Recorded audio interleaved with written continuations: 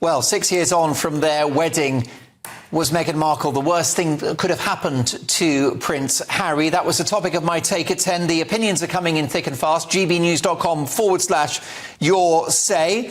Diana says, Mark, we don't want either Harry or Meghan coming back to the UK. Meghan thinks she's royalty and it seems is going to start arranging her own royal tours like Nigeria. If they do another so-called royal tour, hopefully the king will strip them of all titles. Adrian, who is a GB News member, says, I would love King Charles and Harry to be close again. It's not going to happen, so I'm finished with it. Concentrate on the royal family that we have here. Don't report on those two.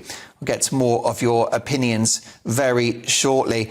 But, folks, it is time now for more on this in the company of the Queen of American showbiz and royal reporting, Kinsey Schofield. Hey, Kinsey, great to see you. First of all, your reaction to my Take at 10. Although I find Meghan Markle an impressive person, I think she's the worst thing that could have happened to Prince Harry. What's your view? I mean, I think he would disagree with you because she gave him two beautiful babies. In the long run, I do believe he's going to regret the way that everything unfolded. But you have two beautiful boys. You know how much that those children mean to you and how they changed your life. And I imagine that while Prince Harry's life is increasingly more difficult, this is a man that's having to learn how to pay his own phone bill for the first time. I imagine that, you know, the idea of these two children have improved his life.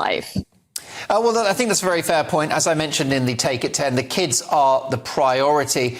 But he may come to rue the day she ever stepped into his life. Time will tell, Kinsey. Can we talk about this Nigerian trip? I understand it's caused a storm in the palace.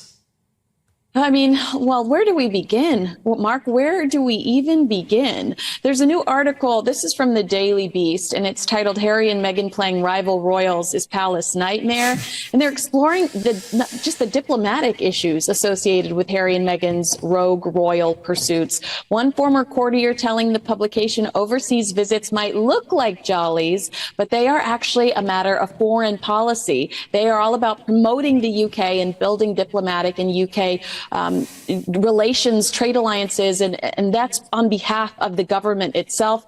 Harry and Meghan have different priorities. You and I know exactly what those priorities are. Their headlines and cash and freebies. You know, they got to keep all the gifts they received on this trip to Nigeria. Typical royals can't do those things.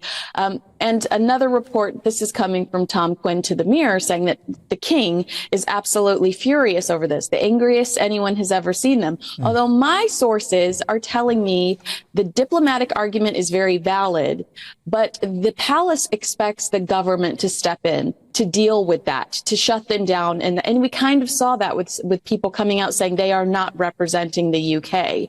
But I don't believe that Prince William or the king are sitting around stewing about this trip because they know more about Harry and Meghan than we know. I mean, they have access to that palace bullying report.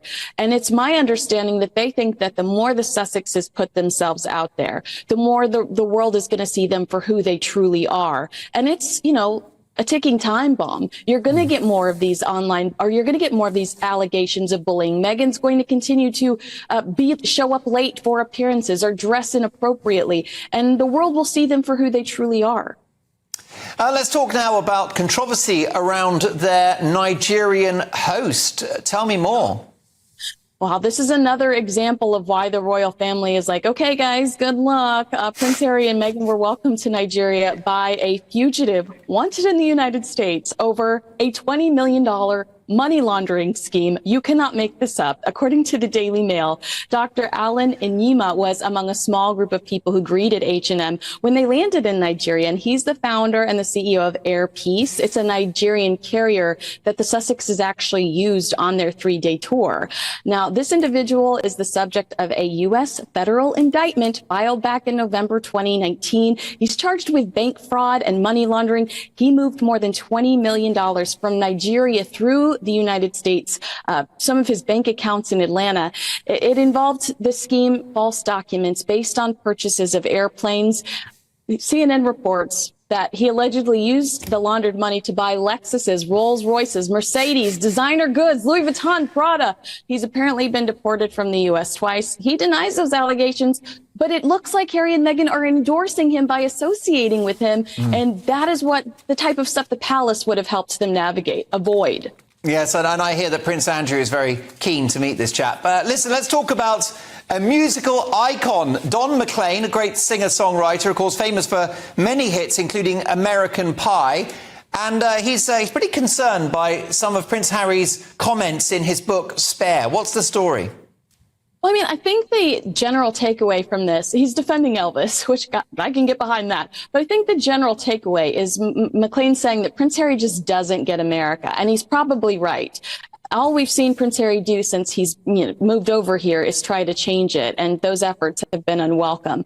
But he was talking about Harry's criticism of Elvis and Graceland in the book Spare, where and basically Don said Harry doesn't understand that Elvis is like a poor man's king, America's king. He came from nowhere. He's obviously he's a very talented music artist, but he came from nothing and turned himself into something, and Americans really admire that. He called Prince Harry this hothouse orchid, a show horse who never did a thing. So Don is really challenging Prince Harry about his Elvis criticism.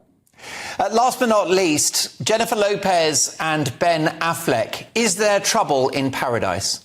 I know that this keeps you up at night, Mark. I know. Ben Affleck, seen with no ring. He's been living separately from Jennifer Lopez for a few weeks now. He moved out of their $60 million Beverly Hills mansion that they bought last year, according to TMZ, and is in a rental home out of Brentwood. There are these new divorce rumors.